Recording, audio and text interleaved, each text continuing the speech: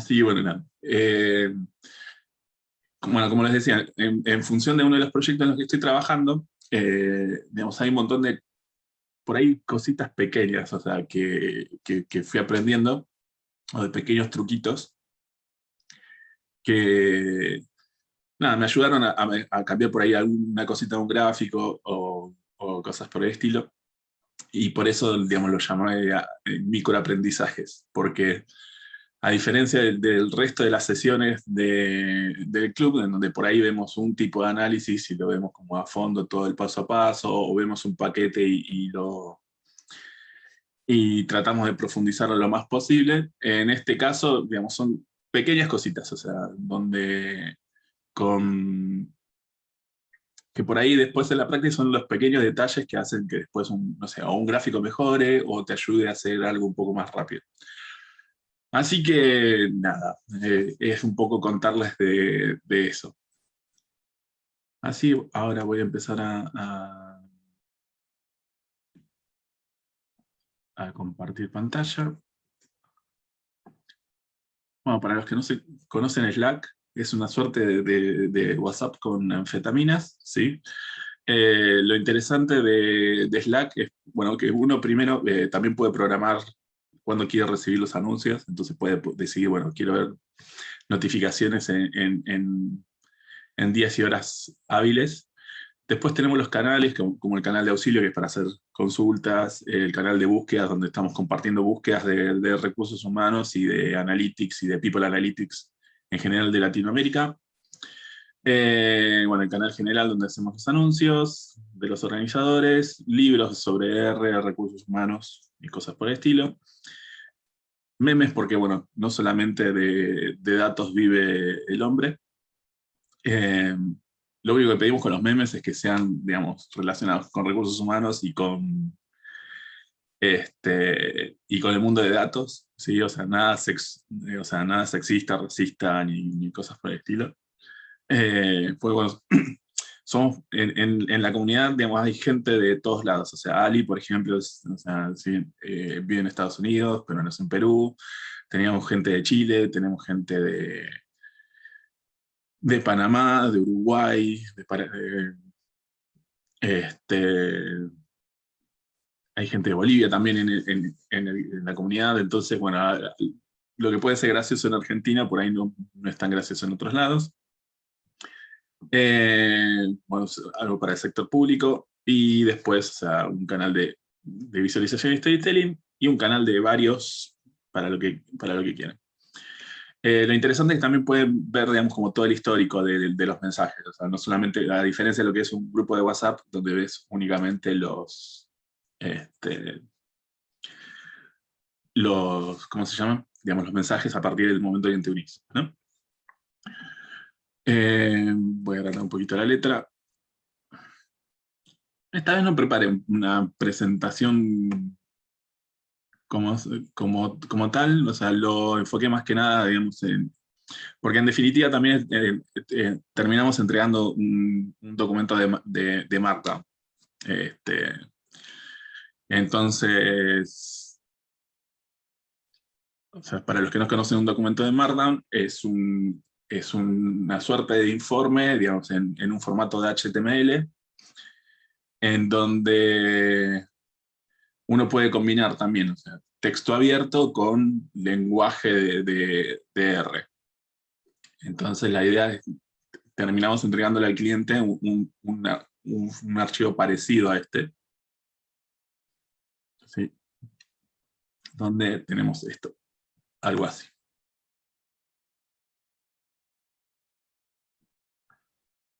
¿Dónde te pongo?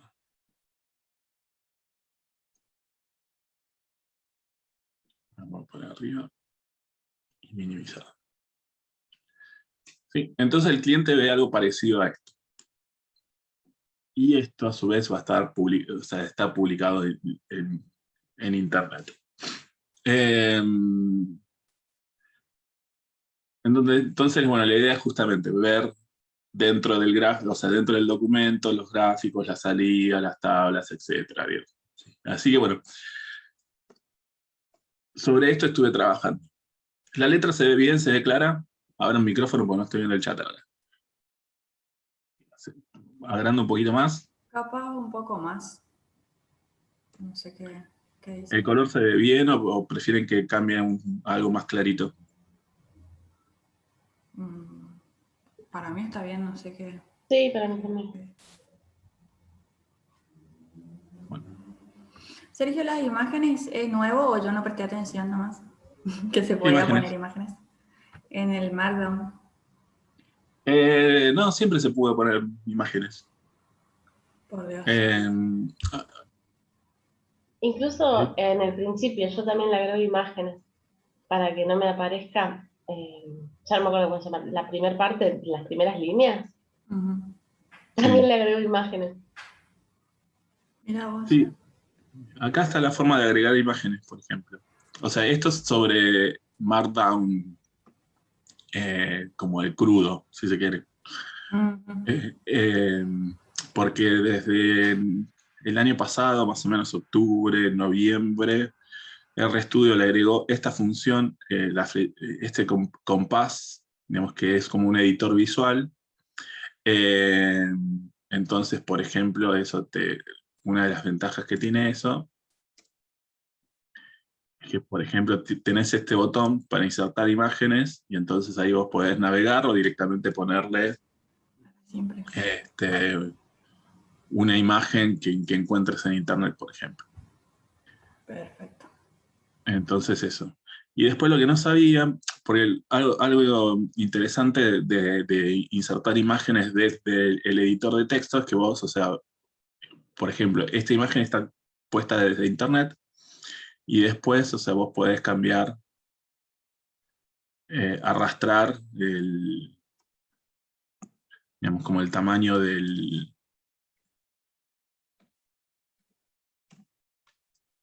la imagen, lo cual, digamos, desde la versión cruda de R Markdown es imposible hacerlo.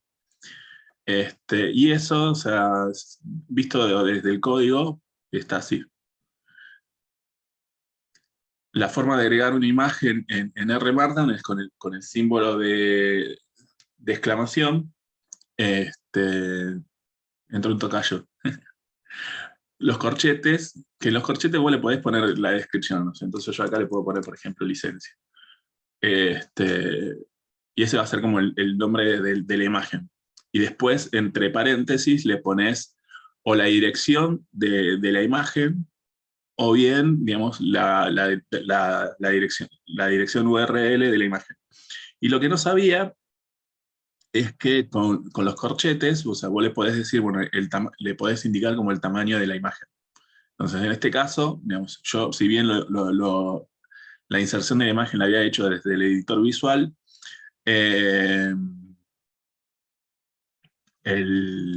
¿cómo es? Después cuando vuelvo a la versión cruda, si se quiere, veo que aparece estos corchetes y adentro la palabra with igual 150. Me pareció interesante esto, pues después en Saringan, por ejemplo, que no está el Saringan, que es un paquete para hacer presentaciones con R, no está la posibilidad de usar el editor visual. ¿Sí?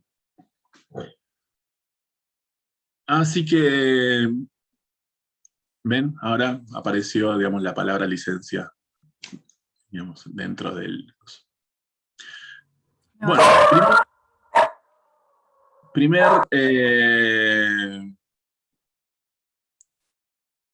mensaje, ¿sí? O primer microaprendizaje fue, bueno, que en realidad no fue algo que aprendí para este proyecto puntual, pero sí me pareció útil recordarlo, que cada vez que nosotros creamos un documento de R Markdown, el primer bloque que aparece es el bloque de setup, ¿sí? Y acá dentro de esto ops-chunk, lo que viene siempre por default es echo igual al true. ¿No? Que eso, o sea, lo que quiere decir es que por default se va a mostrar todos los bloques de código adentro del documento. Vamos a verlo así ¿Cómo viene? El primer bloque de código, o sea, que dice include igual false, o sea, que por default nunca lo vas a ver dentro del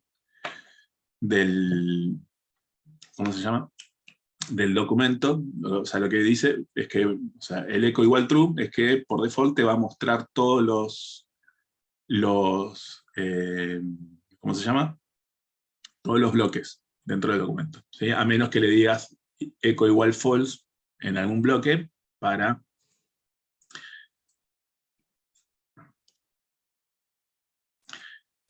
Entonces, cuando nosotros vemos este documento terminado, acá estamos viendo, por ejemplo, el bloque de código, ¿no?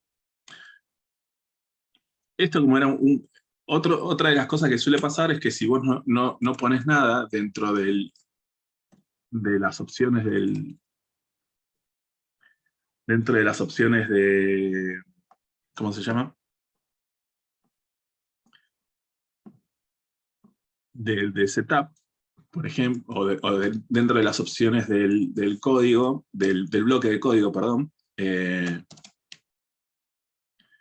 una de las cosas que termina pasando es que, por ejemplo, los mensajes de advertencia cuando se cargan paquetes o algunos mensajes, o no sé, ahora con las versiones nuevas de Deplir, cada vez que haces un group by, te aparece un mensaje, bueno, todas esas cosas aparecen. Entonces, uno tendría que programar dentro de cada bloque, por ejemplo, en este caso, el warning igual false y message igual false.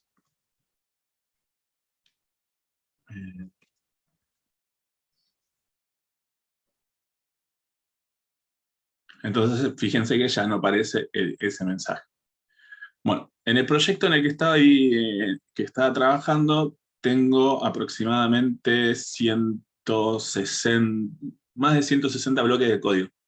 Entonces, si yo tuviera que poner en cada uno de los 160 bloques de código message igual false, warning igual false, nada, entonces me lleva mucho tiempo y aparte es tedioso. Entonces, en el bloque de setup, ahí directamente ya le pongo el message igual false, el warning igual false, para evitar que me aparezcan todos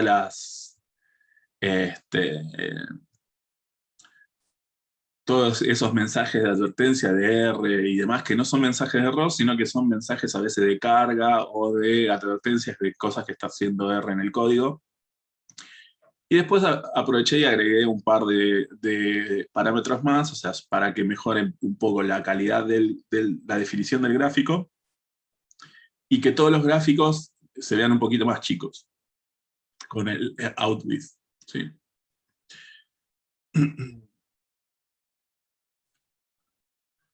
Segundo microaprendizaje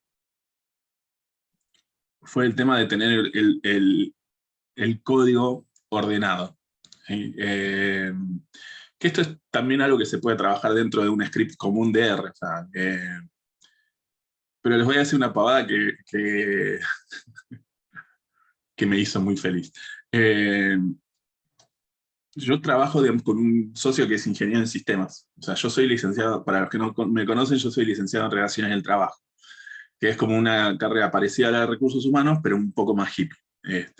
Porque, bueno, nada, tiene una pata, no tiene tanta, digamos, en la carrera no hay tantos procesos de recursos humanos como en una carrera en una universidad privada, pero sí tiene una pata más fuerte en derecho laboral y también en sociología. Entonces yo no vengo del mundo de programación.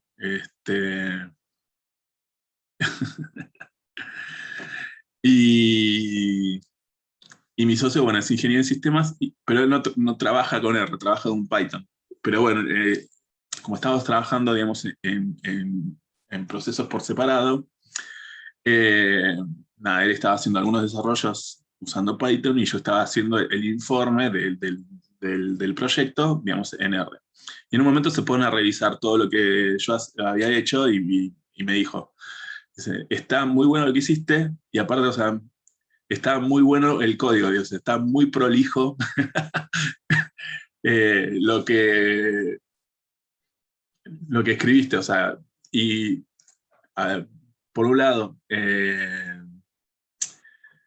me puso muy contento porque, bueno, o sea, que, digamos, un ingeniero de sistemas, si bien es mi socio, digamos, y me quiere mucho y todas esas cosas, pero, por ejemplo, él no toca R, o sea, no sabe de R, y que haya podido entender todos los procesos y las etapas y todas las modificaciones que iba haciendo durante todo el script, la verdad que fue, digamos, un halago súper importante.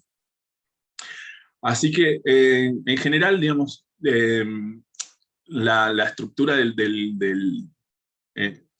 dentro del primer bloque de código, donde realmente nos ponemos a trabajar sobre los datos, el orden que le puse fue primero poner las librerías, o sea, todos los paquetes con los que iba a trabajar. Después, en mi caso, puse configuraciones generales. A veces también se puede poner, digamos, como la carga de los datos primero. La razón por lo que lo elegí así, de esta manera, es que, bueno, también tengo como un script de apoyo, en donde en las configuraciones generales, por ejemplo, defino los colores, los vectores, o sea, los vectores de colores, algo para el estilo de los gráficos, o sea, para que no me queden, digamos, como por default, como se está viendo de acá abajo.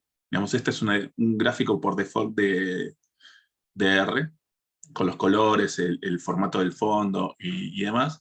Bueno, yo acá le estoy dando algunas especificaciones para eso.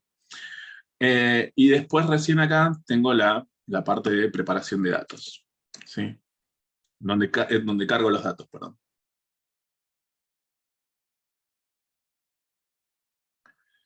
La razón por la cual puse la carga de datos después de las configuraciones generales es que a veces me tenía que volver a empezar porque había llegado a un punto de no retorno, y me resultaba más cómodo toda esta parte de arriba, que no la iba a tocar, dejarla al principio, que volver a correr todo eso. Porque fíjense que ya estamos hablando de 50 líneas de código. Y no era por una cuestión de tiempo ni nada por el estilo, pero sí, o sea, era una cuestión de comodidad. Algo que dentro de un script común de R es importante, porque fíjense, o sea, esto es una fracción digamos, del trabajo del proyecto real. Digamos, tengo más de 250 líneas de código. O sea, imagínense lo que fue el proyecto real. O sea, que aparte es un informe, no es un, digamos, o sea, no es nada del otro mundo tampoco, ¿eh? Pero algo que es muy útil dentro de un script es poner, por ejemplo, un comentario que se pone con el símbolo de hashtag o numeral, le pones el título de lo que quieras, y después con 4 guiones te agrega como una suerte de marcador o de título. Eso, acá abajo, en la ventana, abajo de la ventana del panel de edición, te aparece, por ejemplo, el nombre de la sección en la que estás trabajando.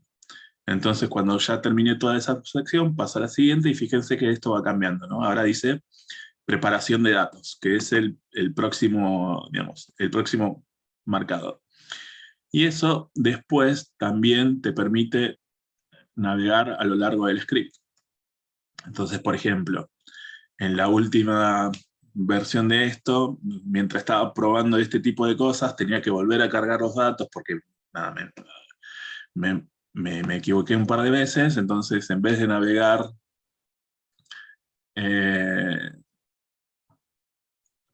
digamos, scrolleando, iba con eso.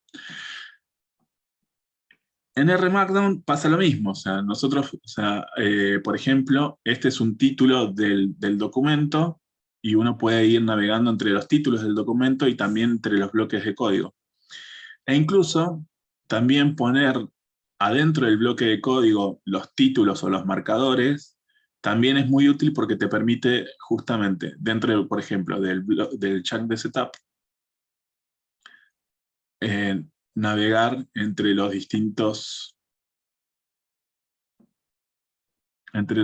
marcadores que tiene el bloque de código. Así que, digamos, ese fue también como un microaprendizaje. Así que, bueno, este es como un orden que le pueden dar también al script en general, o sea, ya sea un documento o un script común de aprendizaje. De hecho, hace poco estoy haciendo bueno, una diplomatura de ciencias sociales computacionales, y una de las clases, o sea, en una de las clases uno de los temas fue esto, o sea, ordenar el código.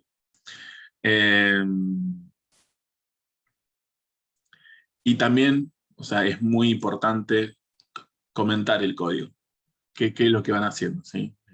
Acá de vuelta va una fotito.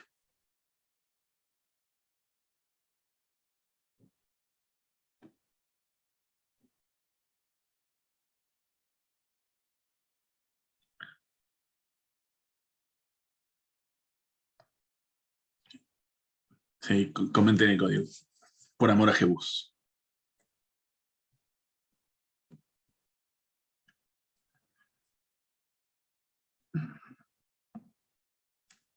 Otra cosa importante era ponerle los nombres a los bloques de código.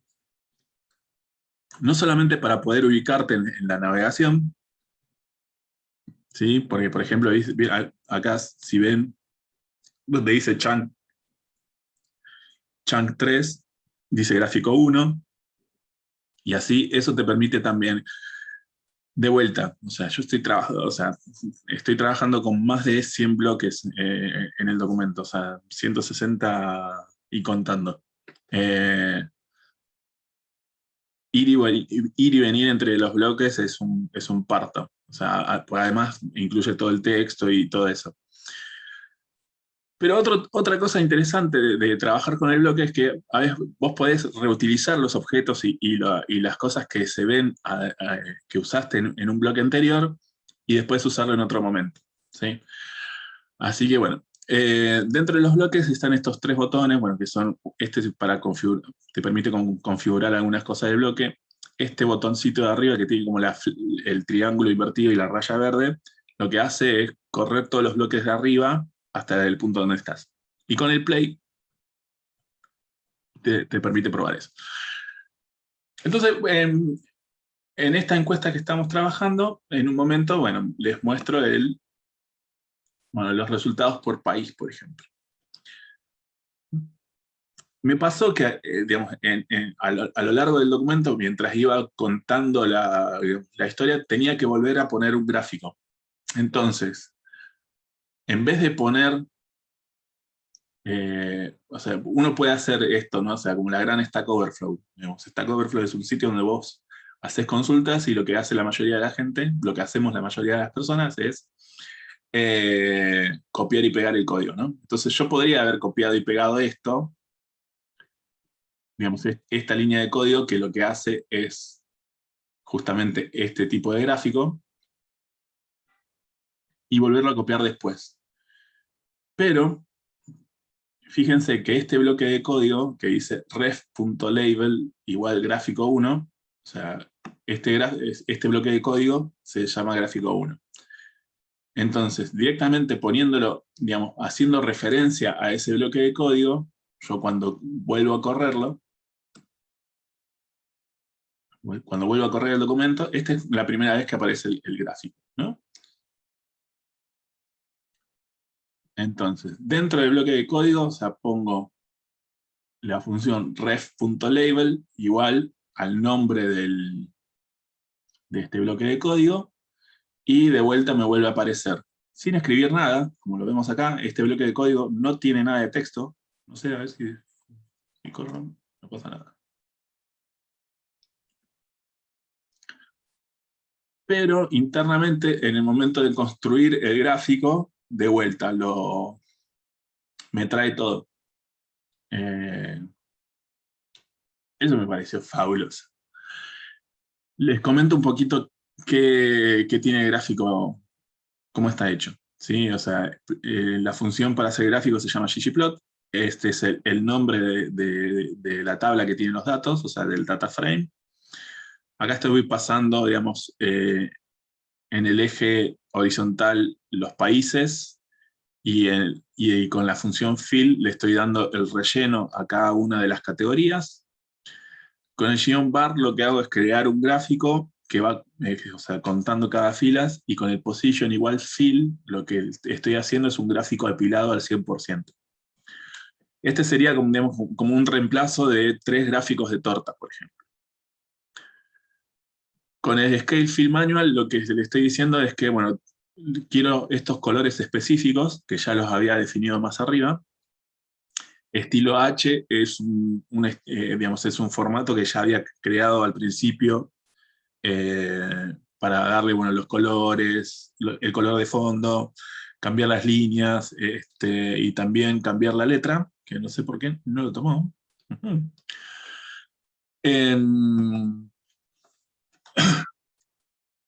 Este también es una modificación que le hice para que los resultados del eje lo muestren como un porcentaje.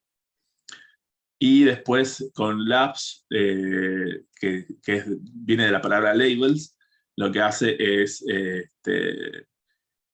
dar el nombre al título, cambiar también el título de la referencia de colores, eliminar los nombres de los ejes, y con el caption igual fuente le agrega esta etiqueta de acá.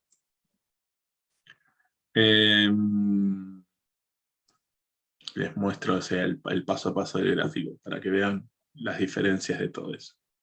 Entonces, este sería como el gráfico por default, ¿no? Con esos colores. Yo antes, en el bloque de código inicial, definí como algunos estilos de gráficos, ¿sí? Bueno, esos estilos los estoy usando. Después, en esta sección, lo que estoy haciendo es justamente darle el formato a los ejes X o al eje Y, depende cuando lo necesite, y eso es lo que estoy usando acá. Si prestan atención, nos aparecen por default los nombres de los ejes, y aparte el eje vertical aparece con las proporciones, o sea, numéricas, o sea, el 0, 25, el 0.25, 0.50, 0.75 y así. Y bueno, justamente lo que hago en esa sección es darle el formato que me gusta a mí. Porque en esta compu no tengo la letra.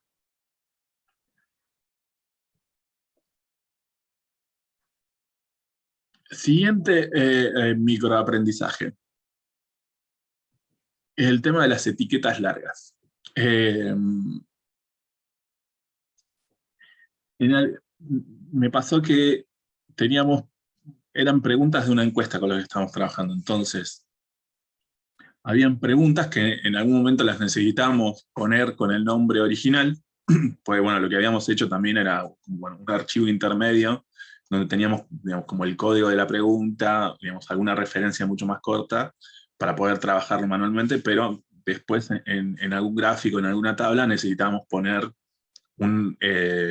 digamos, la pregunta completa. Y habían preguntas que eran muy, muy largas.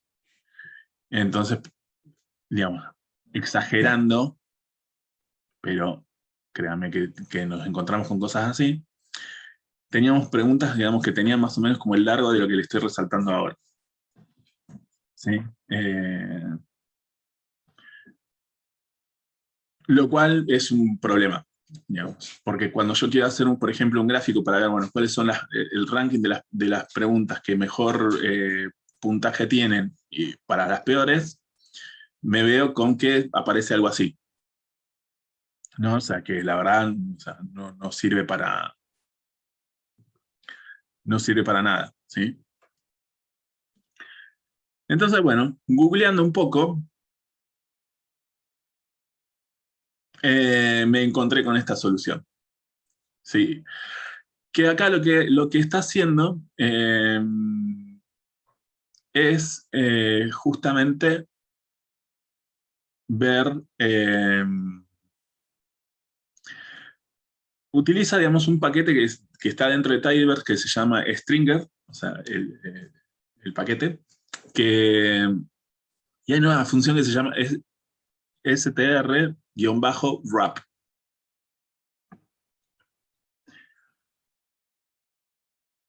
Así que lo que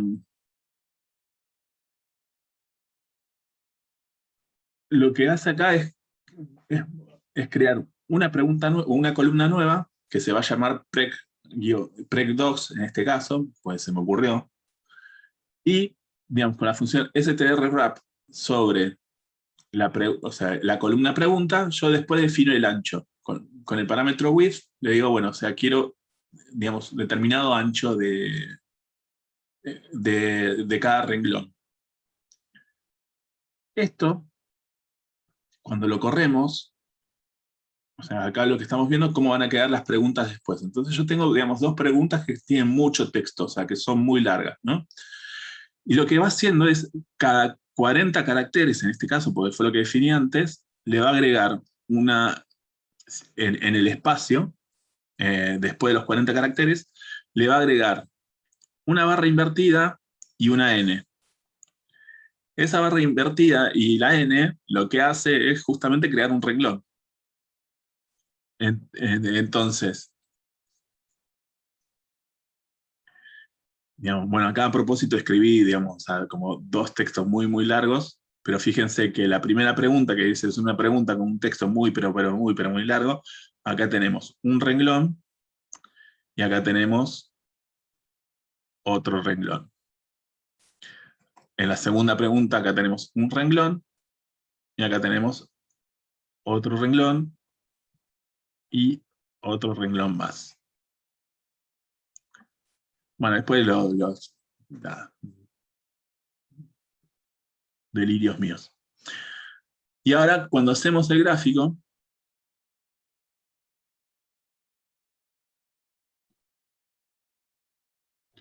ya se ve mucho mejor. No corta las palabras a la mitad. Ese fue uno de mis temores. Yo no sé, si de hecho, si capaz de si nos ponemos a contar, acá tenemos 1, 2, 3, 4 con el espacio, 5, 6, 7, 8, 9, 10, 11, 12, 13, 14, 15, 16, 20. Y más o menos si prestas atención, sin contar los caracteres, pero fíjate que esta barra N aparece un poco antes que esta barra N. Así que no corta las palabras.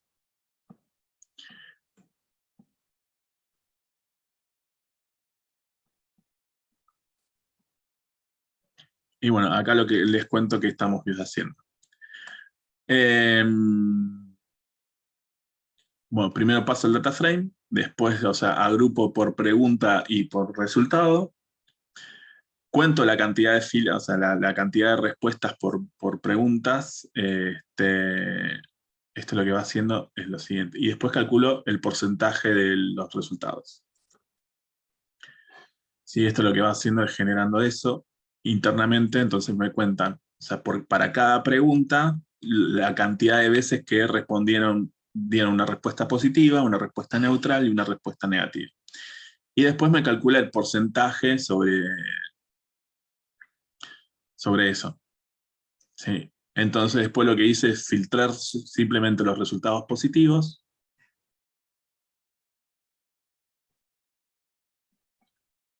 ¿Sí? Para que me queden 5 preguntas y el resultado, digamos, positivo y solamente esos resultados. Y de vuelta. En este gráfico lo que estamos viendo entonces es en el eje horizontal es la proporción. En el eje vertical, la columna nueva que acabo de crear con str-wrap, el geom call, el fill con un color verde que ya había definido antes en el primer bloque de código. Estilo B lo que hace es darle este formato darle otro formato al gráfico para que no salga con los colores por default y todo eso. Ahí, perdón.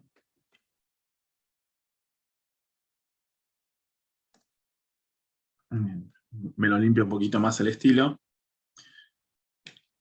eso también era un objeto que había creado antes para modificar cómo quiero que se vea las etiquetas del eje X en este caso, y bueno, con labs le doy el título y cambié la fuente. Perdón, y le agrego la referencia al gráfico. Lo que me pasó también en el proyecto es que por default, bueno, acá, digamos, por la cantidad de preguntas que tenemos, se ve bastante bien, digamos, pero me pasó a hacer, o sea, me pidieron un top 10, entonces eran muchas preguntas y quedaba como mucho más apretado, o sea, entonces la forma de... A ver, podría haber hecho varias cosas, por ejemplo, cambiar el tamaño de la letra para que se vea más chiquito, que eso no es tan complejo. Pero lo que me resultó mucho más fácil fue poner en el bloque de código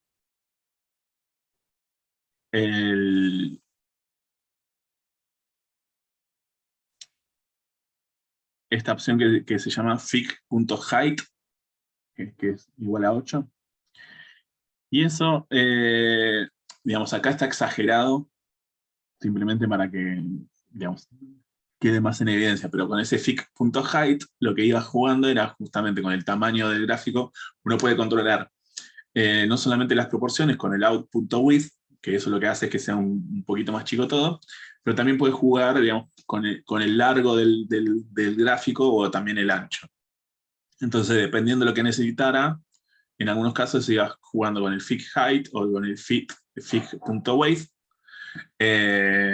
y demás. Estoy como dando como muchas referencias de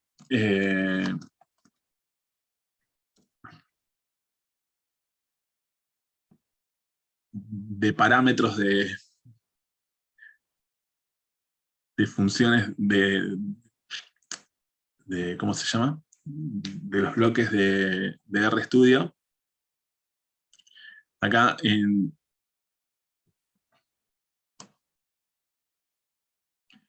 acá lo que pueden ver son un montón de ayudas que se llaman cheat sheets.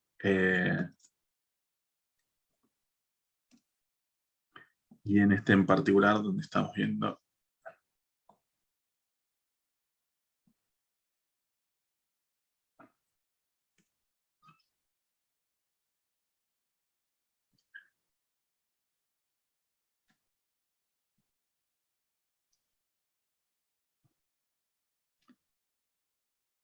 Ahí pueden ver todo, algunas de las opciones que estamos utilizando. Perdón, estas son las opciones de los bloques de código. Sí, el fig align, fig height y fig width, ahí estamos con eso. Así que bueno, ese es un poco las opciones con las que estamos jugando. Otro de los temas es el texto en los gráficos. Una de las cosas que me pasó es que, bueno, o sea, yo quería agregar en algún gráfico la referencia del resultado, ¿no? O sea, no solamente quería por ahí la referencia al eje, sino poner el gráfico, el valor de la barra, por ejemplo, adentro del gráfico. Que cuando tenía, digamos, por ejemplo, en este gráfico en particular, lo que estamos mapeando es un solo eje, digamos, es una sola variable. Bueno, acá estoy reutilizando el gráfico de acá. Sí, entonces, fíjense, en esta línea de código lo que estamos mapeando son dos variables. O sea, una variable para el eje X, que se llama prop, que es la proporción de respuestas positivas, o sea, el porcentaje. Y después otra variable en el eje Y, ¿no? O sea, que se llama pregunta 2. Con la función reorder lo que estoy haciendo es justamente ordenar las variables de mayor a menor. O sea, ordenar las barras de mayor a menor y no por el eje. Y para hacer eso, lo que hago es justamente con guión bajo text,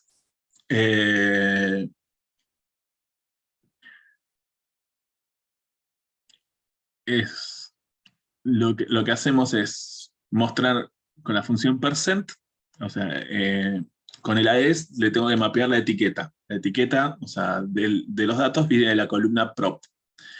Con la función percent digo, bueno, o sea, mostrámelo como un porcentaje y con el accuracy igual 1, o sea, igual a 1, lo que le digo es que no tenga decimales. Vamos a hacer alguna pequeña modificación acá. Pam. Vamos a ponerle .1. Y ahí me lo hace. Esta es como la opción por default. Y yo podría incluso decirle, bueno, .01, creo que es. Me muestra con 2 decimales y así. En este caso, o sea, yo no necesitaba tanto detalle, digamos. Así que, redondeado. Bueno, con el size le digo el tamaño de la letra. El HJust lo que hace es mover la etiqueta hacia la izquierda o hacia la derecha. En este caso lo está moviendo hacia la izquierda, para que la barra, para que digamos, la etiqueta me quede dentro de la barra. Algo que podría haber hecho también es, por ejemplo, con el theme, que creo que lo muestro después, pero por ejemplo, acá con el axis.text.x y element blank. Como ya tengo, digamos, la etiqueta del dato adentro del gráfico, no hace falta la referencia adentro del eje X. Eso también podría haber sido, digamos, algo que podría haber incorporado. Pero bueno, quedó así.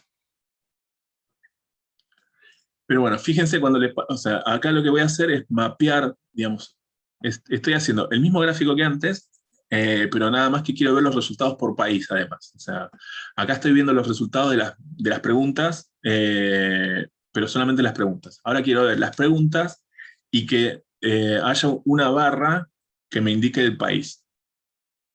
¿Sí? Y lo que pasa cuando agrego digamos, el texto igual que como estaba antes, o sea, el geom text igual que antes, fíjense cómo me quedan las etiquetas de los textos. Están todas, o sea, pisadas entre sí. ¿Por qué pasa esto? Porque lo que hace R, en este caso, sin ningún parámetro, es alinear la etiqueta con el centro del eje vertical. ¿Sí? O sea, acá estamos viendo las preguntas, el porcentaje del resultado, y cada barra representa, digamos, a un país diferente. ¿Sí? Entonces, si yo utilizo, digamos, esta misma secuencia de código en este gráfico, me va a quedar así de feo. Entonces, bueno, en la página de la documentación de ggplot2 encontré, bueno, digamos, este parámetro que se llama position-dodge, que lo que hace es, con el position-dodge, adentro del paréntesis le puedo pasar un parámetro, o sea, entre 0 y 1, y lo que hace justamente es acomodar cada una de las etiquetas en la barra que le corresponde. Esta me pareció la gloria. ¡Wow! Fui muy feliz cuando encontré esto. Así que bueno, nada. 2 preguntas que quieran hacer hasta este momento.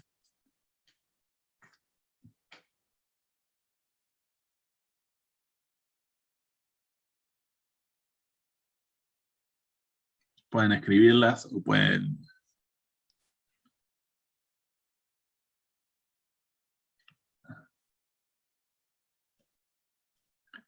Sergio, una pregunta más bien sobre el contenido del ejemplo de donde ponías ahí, por ejemplo, son unos capos, o sea, las opiniones positivas, ¿cierto?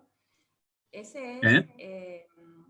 en el gráfico, ¿viste? Donde como que era entiendo que la pregunta era algo así como que ¿qué te pareció la encuesta o algo así, ¿no?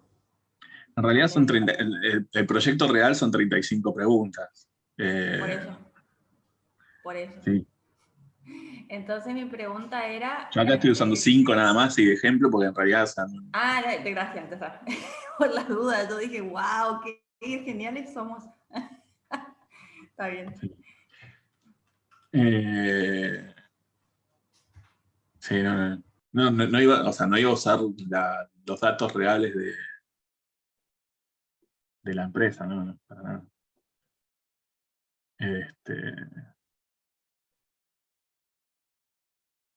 No, acá estoy usando otros datos de ejemplo. Pero es bueno, en esencia es más o menos la misma estructura. O sea, si bien estoy usando menos columnas, estoy usando en esencia la misma estructura que tiene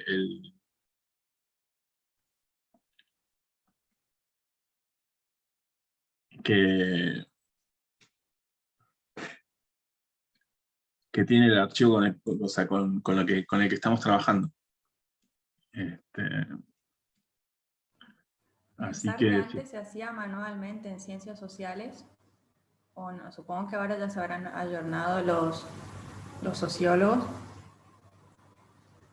Esto de las palabras, digo, el análisis de palabras, te ahorran demasiado tiempo. Hay de todo. Yo me muero si lo tengo que hacer a mano de nuevo ahora, no sé cómo voy a hacer, pero no, aprenderé el código. Bueno, sí, no, eso es.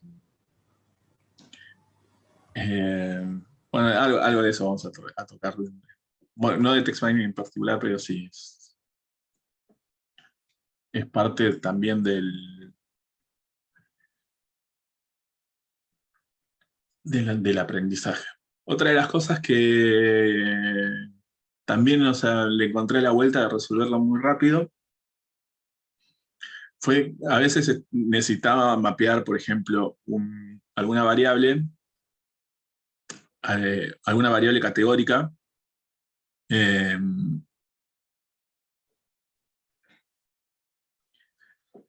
alguna variable categórica como esta,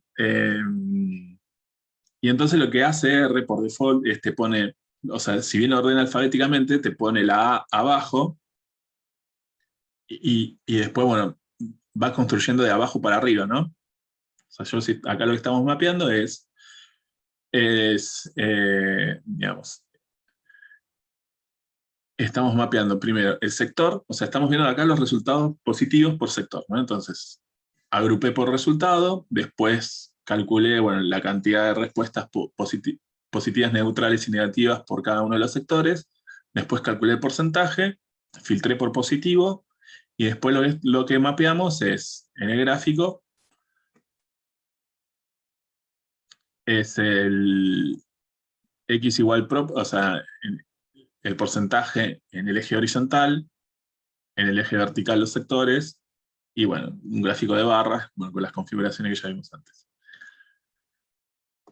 Hay otro paquete de tidyverse que se llama forecats, y hay una función que se llama fct-ref, que lo podemos usar dentro de la variable i, por ejemplo, en este caso, que es lo que estamos haciendo, y lo que hace es mostrarte los resultados al revés. O sea, te muestra, en vez de el orden alfabético de abajo para arriba, te lo muestra de arriba para abajo. Que para las personas con TOCs como yo, digamos, algunos TOCs como yo, respecto de estos detalles, nada, me pareció de vuelta glorioso. Ay, no está acá. Ah, no está en esta versión.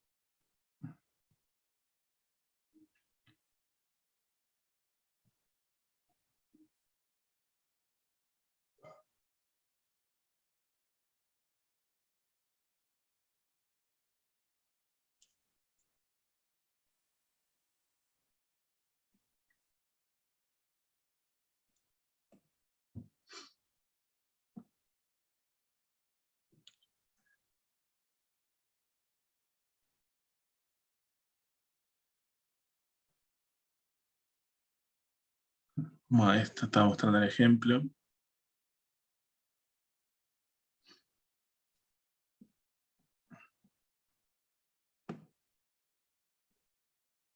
Ah, acá hay otro truquito.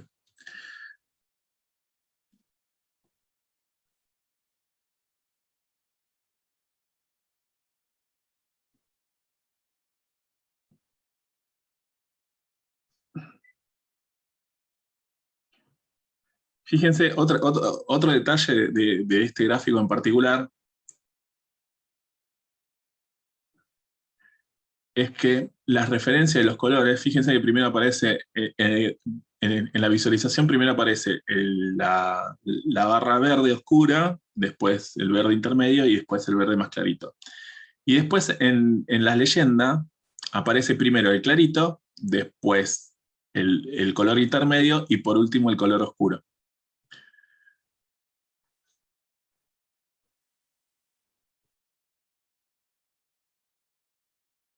¿Y en dónde acá? Y acá, por ejemplo, lo que estamos haciendo es, acá lo que voy haciendo a lo largo de las secciones anteriores es justamente guardar el gráfico en un objeto para no tener que reescribir todo el gráfico otra vez. Pero fíjense que agregando guides y después, o sea, con el fill igual guide legend reverse igual a true, lo que hace es invertir los colores en la leyenda. Así que después tenemos, en este caso, los colores ordenados, o sea, y de la misma manera, y bueno, aparte eliminé digamos, las etiquetas del eje horizontal porque ya tengo los resultados en las barras, entonces era un elemento redundante. Después, bueno, está todo el tema de funciones, que esto todavía es algo que estoy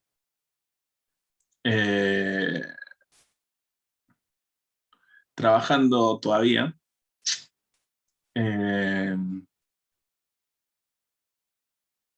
Pero bueno, acá, digamos, en primer lugar le tengo que agradecer a Mónica Alonso de Arladies Buenos Aires. Pues bueno, o sea, me estuvo ayudando bastante con esto.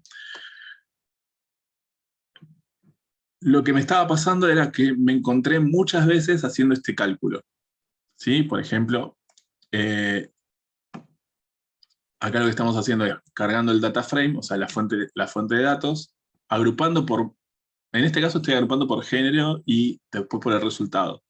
Pero así como estuve, digamos, incorporando género, después hacer lo mismo por los países, por los sectores, por el nivel de contribución,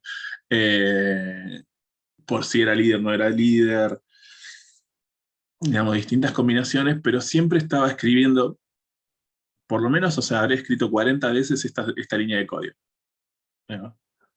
Y el problema es que después revisar todo ese código es complejo, es tedioso, es reaburrido. Y aparte también lo hace menos eficiente al código. Y sobre todo, digamos, para R no es ningún problema, porque R lo entendió, digamos, y hace lo que le escribí. Pero después cuando tenés que revisarlo o tenés que reutilizarlo, digamos, digamos, es súper molesto. Entonces, lo que una de las soluciones que encontré, porque todavía no está del todo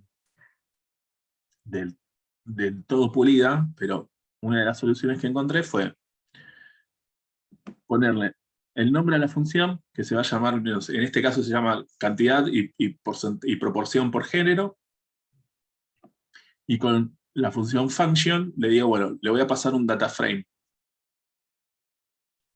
Y después tengo que abrir corchetes. Adentro de los corchetes, en esta, digamos, función súper sencilla, lo que hago es, bueno, le paso el data frame, le paso digamos, el group by por género, el summarize y el mutate, o sea, tal cual lo que estaba haciendo así 20 veces. Y eso ahora puede ser lo incorporo como dentro de mi flujo de trabajo.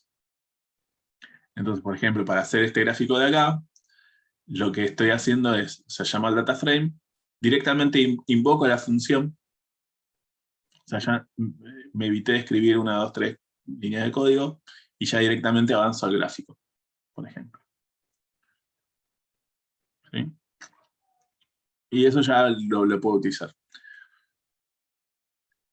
Esto todavía es un work in progress porque, porque todavía no le encontré la vuelta para pasar cualquier variable. Digamos, o sea, acá, digamos, o sea, en esta función en específica solamente me va a servir para ver los resultados por género. Entonces, si yo quiero ver, no sé, por género y por país, tengo que, digamos, crear como una función específica para eso. O si quiero ver por, no sé, por género y por sector, de vuelta, tengo que crear una función específica para eso. Pero bueno, nada, ya eso queda mucho mejor ahora que antes. Bueno, ¿qué estoy ahora? ¿Qué tengo que leer para ver cómo resolverlo? Digamos, acá, bueno, estos 3 libros, en teoría, me van a servir. Otra de las cosas que me pasó, y bueno, que no está puesta en la presentación, pero sí está puesta en el script que lo pueden encontrar en el repo, es hacer loops.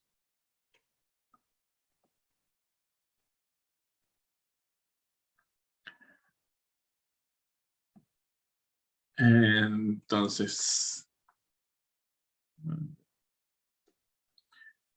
tenemos este gráfico en común, ¿no? Entonces yo en alguna sección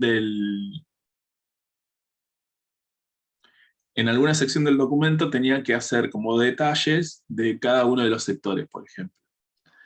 Entonces tenía que, o sea, si quería hacer un detalle por sector, tenía que hacer, en este caso tengo 1, 2, 3, 4, 5, 6, 7, 8, 9 sectores, ¿no? 3, 6, tengo 9 sectores. O sea que tengo que volver a escribir, o sea, copiar y pegar 9 veces el código, reemplazar, o sea, filtrar, por ejemplo, por recursos humanos, después filtrar por investigación y desarrollo, y así sucesivamente. De vuelta. Para nada eficiente. Entonces, acá lo que estamos haciendo es, bueno, primero, crear un objeto que se llame gráficos.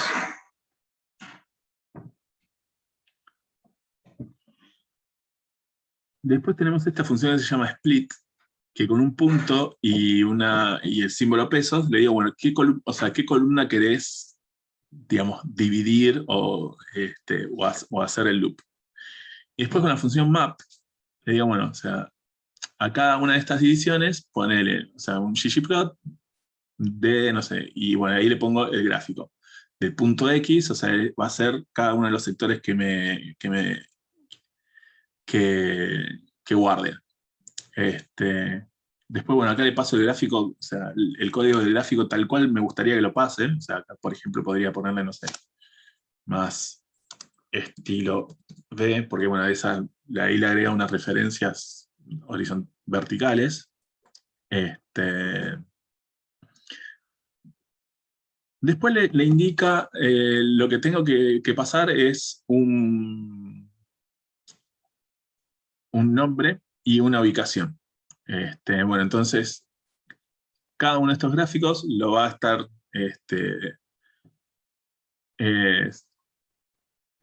se va a llamar, digamos, o sea, gráfico, y va a tener una extensión de PNG, o sea, PNG, o sea, un formato de tipo gráfico. Y con pwalk lo que hace es guardar un archivo de gráficos, o sea, y con la función ggsave lo que hace es guardarlo, y acá lo que hace es, de vuelta, guardarlo en una carpeta específica, que se llama files adentro de la carpeta del proyecto.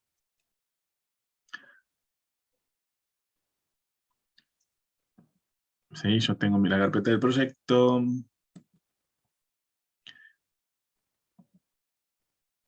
Mi carpeta files.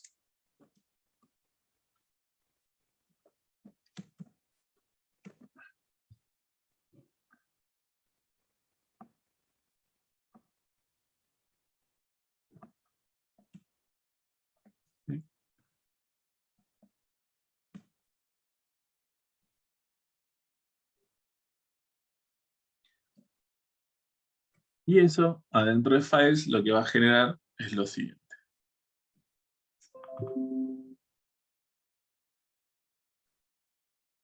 Eso no. Pero ahora tengo un gráfico para cada uno de los sectores. Entonces después yo puedo citar directamente el gráfico. Ahí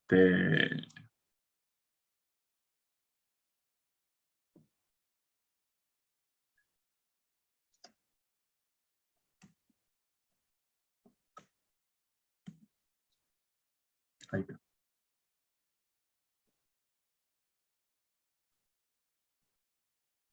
Ahora los gráficos ya tienen el look and feel que me gusta. Y de vuelta. Y después, bueno, lo único que tengo que hacer es cargar ese gráfico en el documento.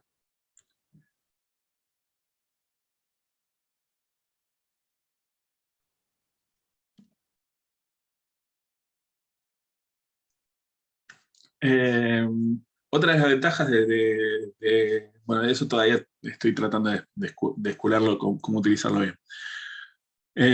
Otra de las cosas que...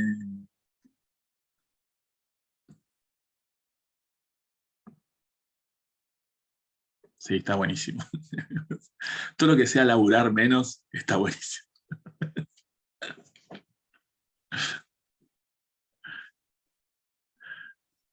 Sergio, Otra... imagínate que nosotros tenemos 26 localidades, así que imagínate el laburo que me estaría ahorrando eso.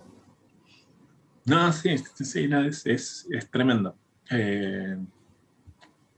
Y bueno, es un poco mi objetivo de este año, digamos. O sea, yo, digamos, el año pasado creo que aprendí a usar R bastante bien, ahora tengo que aprender a programar. Y bueno, esas son las cositas que ahora necesito aprender. Bueno, una de las cosas interesantes también de R es que uno puede, digamos, o sea, de R Markdown es que uno puede utilizar resultados dentro que se generan dentro de las tablas y embeberlas dentro de tu documento. Entonces, por ejemplo, acá lo que estoy haciendo es guardando justamente los resultados por género con la función que acabamos de crear en una tabla específica, ¿no? Entonces, yo, por ejemplo, podría, digamos, justamente, en vez de escribir a mano los resultados, pues imaginen que esto no se puede llegar a ser un informe de ausentismo mensual, ponele, o puede ser, no sé, imaginar que mi cliente lo quiere ver en tiempo real, digamos esto, entonces, bueno, lo genera en algún documento y quiere ir mientras va progresando la carga de datos, quiere ir viendo los resultados. Entonces yo puedo escribir, digamos, dentro de mi documento, por ejemplo, no sé, los resultados positivos para las personas de género femenino, y es, en el editor de texto, o sea, en el editor visual, es con control y D. Ay, no sé si acá funciona también. No, no funciona. Con control más D, digamos, genera como un código inline. O sea, y si no, tengo que usar los tildes inversos. La función R, o sea, le tengo que decir que es código de R y que, bueno, no sé, en este caso result de result género, quiero la fila 1, el resultado de la fila 1 o de la fila y de la columna 4. Entonces, cuando corro esto, lo que hace R es justamente ponerme digamos, el resultado en tal cual lo tengo en la tabla. ¿Sí?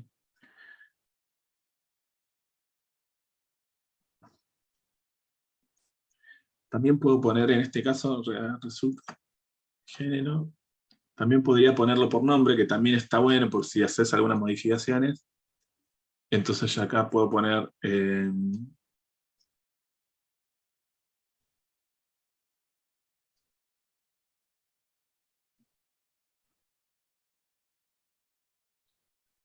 A ver si puedo poner femenino.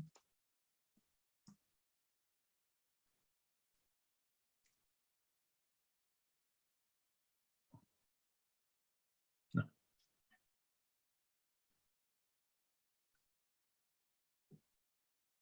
Bueno, también podría ponerlo por nombre, pero lo tengo que pensar un poquito y no quiero sacarlas ahora. Bueno, lo que me pasa, hay una función que se llama percent, que por ejemplo la utilizamos en algunos de los gráficos para mostrar las etiquetas. A ver en cuál fue. ¿Sí? Cuando usamos un geomtext, ¿dónde está geomtext? Sí.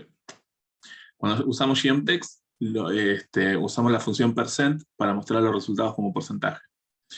Entonces, lo que puede pasar es que, bueno, yo lo uso, digamos, este es como el primer intento del código inline. Pongo un percent de resultado género 1.4 y me tira y cuando corro el documento, me va a aparecer un mensaje de error por el estilo, ¿sí? ¿Qué tiene que ver? O sea, acá no entiendo muy bien por qué, pero me imagino que tiene que ver con que, bueno, estamos haciendo digamos, como buscando un resultado de un data frame y demás. Entonces, la forma de resolver esto es...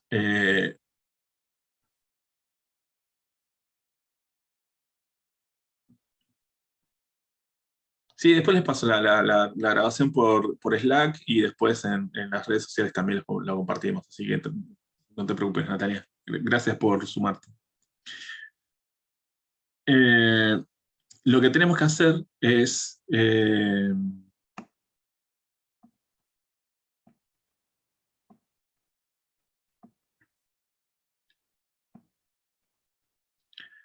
poner adentro de percent la función pool.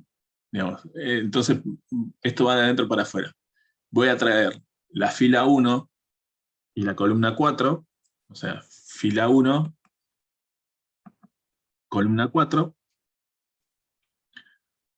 hago un pool de eso para que lo saque, o sea, lo saque como una celda y lo ponga como un vector, y después recién ahí sí corro la función percent. Entonces, ahora, digamos, el resultado sí lo veo, digamos, con el formato que yo necesito mostrar. ¿Sí? Y por último, el último aprendizaje estaba relacionado con cómo confiar en el Tidyverse.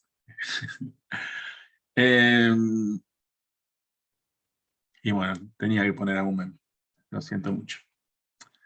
Uno de los problemas, o sea, el cliente en un momento nos manda un archivo con el listado de empleados y querían que nosotros lo utilizáramos dentro de la encuesta.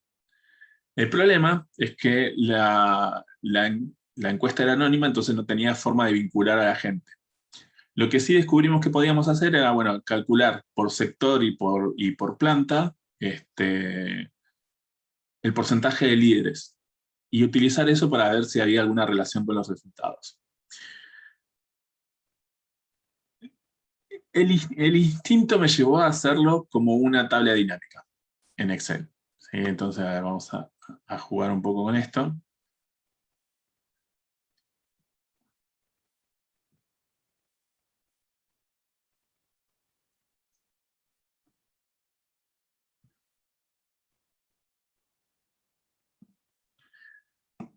Entonces yo tengo, digamos, en este ejemplo reducido, tengo la unidad de negocio, el líder, género, sector y el país. Entonces lo que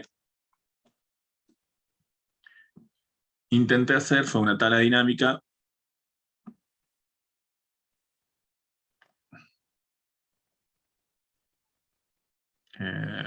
país primero.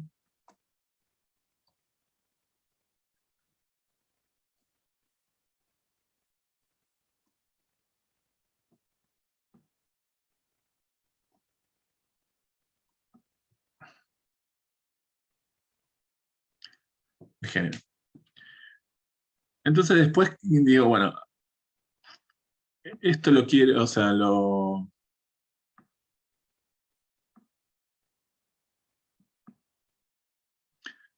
me lo pasé a algo común y me encontraba con que, por ejemplo, en algunos países y en algunos sectores, o sea, no tenía, por ejemplo, no tenía líderes hombres o líderes mujeres, y demás.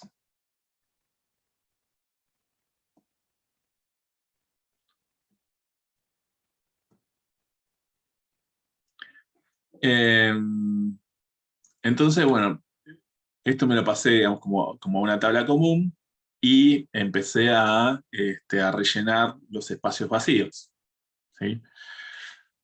Porque, bueno, nada, que necesitaba hacer como algunos pasos medios intermedios y demás. El tema es que, digamos, esto tenía aparte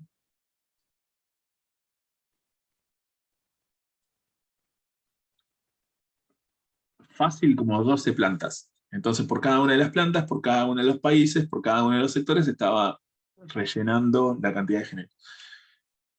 Y si bien era como un poco más, no sé si era más fácil, pero fue el instinto de hacerlo en Excel, digamos. Y me pasó que a la mitad del gozo me perdí. A la mitad de la tabla de nueva me perdí. Entonces dije, no voy a empezar de vuelta a hacer esto en Excel. Entonces, lo voy a hacer en R. ¿Sí? Y acá, bueno, les muestro el paso a paso. Agarré, digamos, el archivo con el plantel.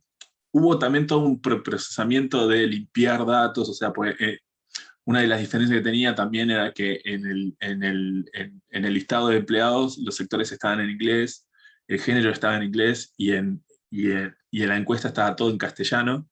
Así que bueno, eso también fue todo un preprocesamiento propio para ese sector. Ay, qué tarado. Y bueno, después de limpiar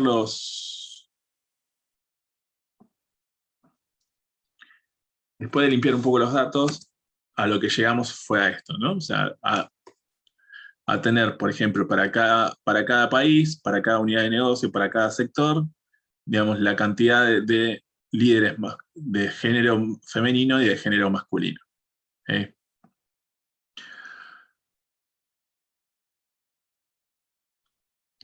Después lo que hago es pasar justamente lo que es sexo, o sea, que ahora está en filas, a columnas.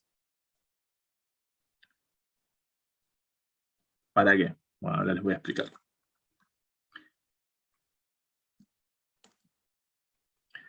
¿Sí? Entonces, digamos, con esa línea de código lo que tengo es justamente una fila o sea, para género femenino, una fila para género masculino y la cantidad de hombres y mujeres en posiciones de liderazgo. El tema era que en algunas ocasiones, o sea, por ejemplo, en el caso de chat de la unidad 2 del sector de calidad, no había líderes hombres. Entonces, lo que necesitaba hacer acá era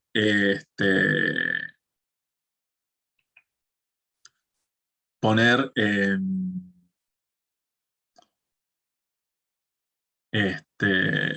¿cómo se llama esto? Reemplazar esto por un 0 para poder hacer un cálculo después. Entonces, la forma de lograr eso era con esto, o sea, con el plantel y todo lo que sea un dato nulo adentro del data frame de plantel, le ponga un 0. Sergio, y si no haces eso, ¿qué ocurre, digamos? Después cuando quiera, o sea, quería calcular un porcentaje, y si no ponía eso, o sea, no puedo dividir por 0. O sea, no puedo dividir por un dato nulo. Ok. Si hay un dato nulo, no te hace la cuenta. Listo, listo. Entonces, ahora cuando, por ejemplo, después de hacer todo eso, cuando yo veo el plantel otra vez, digamos, me reemplaza todos los NA que tenía con un 0. Y después calculé el porcentaje de líderes hombres por sector. O sea, y acá por eso necesitaba reemplazar los NA por un número. Entonces, cuando en la columna femenino era un 0, o sea, en esta columna eso significaba que, digamos, el porcentaje de líderes hombres era del 100%. O sea, y por eso lo represento con un 1. Y si no, si es distinto de 0, que me haga esta cuenta. Y después, bueno, o sea, la columna líder ya no me aportaba nada, así que la borro. Bueno, esto pues ya lo...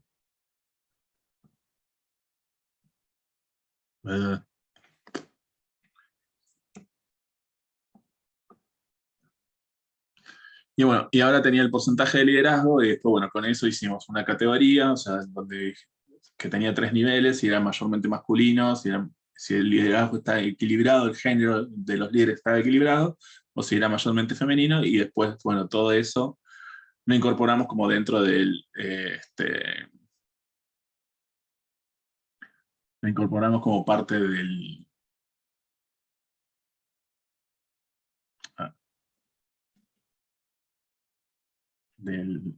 análisis.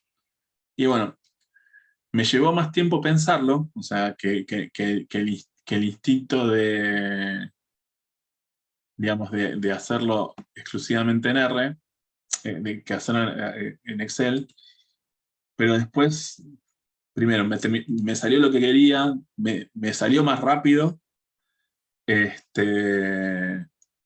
y me salió preciso. Y de hecho, después me cambiaron los datos y bueno, de ahí lo tuve que modificar, pero no tenía que empezar de cero otra vez como si me hubiesen mandado un Excel de la nada y hacerlo otra vez todo desde cero. Así que bueno, esto ahora, esperen que lo vuelvo a subir con todas las modificaciones nuevas.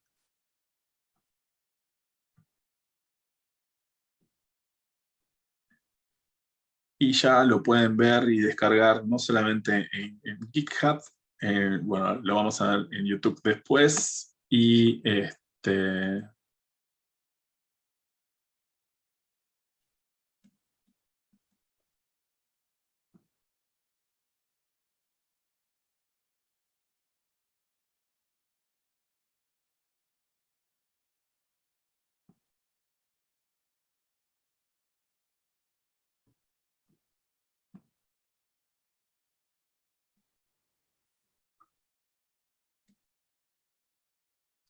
eso ya lo pueden ver directamente acá.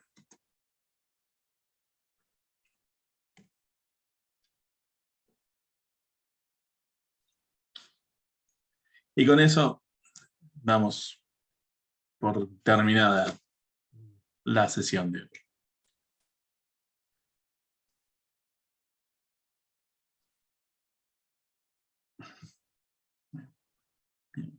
¿Consultas? ¿Dos consultas que quieran hacer?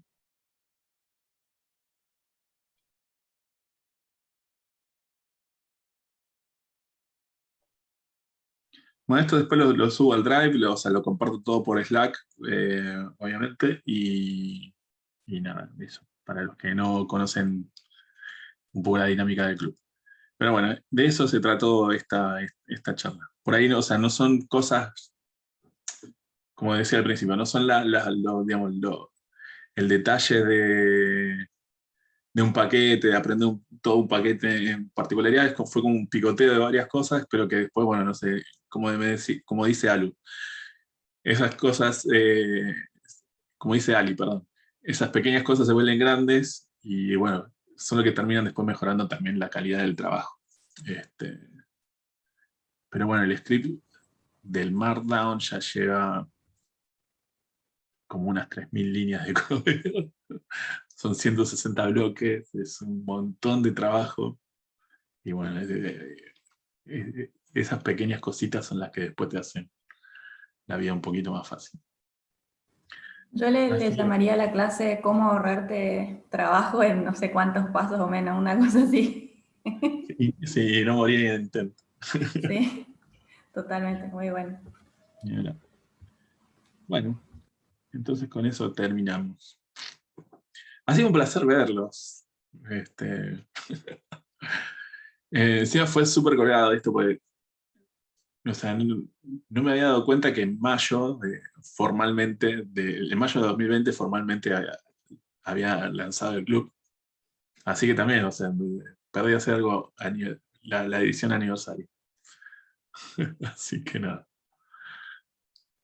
Así que bueno, si no tienen preguntas, vamos a buscar las tortas fritas para este día lluvioso y frío. Claro, eso iba a decir, ustedes tienen lluvia y la gente está acostada, Sergio. Es así. Sí, sí, no, está horrible. No está feo, está horrible. Muy bien. Bueno, gente, nos estamos viendo. Muchísimas gracias por sumarse. Nos vemos. Chao chicos, gracias Chao, Sergio. Sergio, Chao a gracias. todos. Buen fin de. Buen fin de. Saludos, Perú. Mirá. Muy bien. Muy bien. Que te vaya muy bonito, Hilda. Que anden bien.